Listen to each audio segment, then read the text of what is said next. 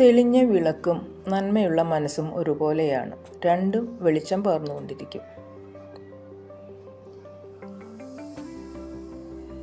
ആവശ്യമില്ലാതെ ഒന്നിനെക്കുറിച്ചും ഒരുപാട് ചിന്തിക്കരുത്. അത് നമ്മുടെ സന്തോഷം നഷ്ടപ്പെടുത്തും.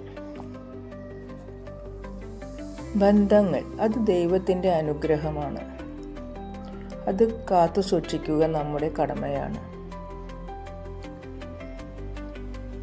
ആദ്യം വന്നവരല്ല, ആരാണ് നമ്മുടെ കൂടെ അവസാനം വരെ ഉണ്ടാകുന്നത് അവരാണ് സൗഹൃദത്തിലെ മൂലധനം.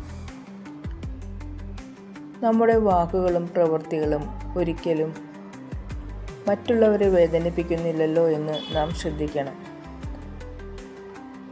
നാളെക്കുറിച്ച് ചിന്തിക്കുമ്പോൾ നഷ്ടമാകുന്നത് ഇന്നത്തെ സമാധാനമാണ്. ചൊല്ലിപ്പഠിപ്പിച്ചതും തല്ലിപ്പഠിപ്പിച്ചതും കണ്ടുപഠിച്ചതും കൊണ്ടുപഠിച്ചതുമാണ് ജീവിതം.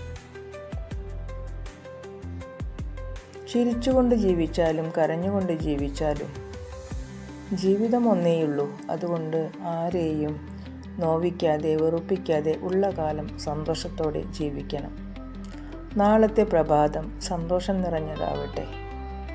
എല്ലാവർക്കും ശുഭരാത്രി ആശംസകൾ. Good night.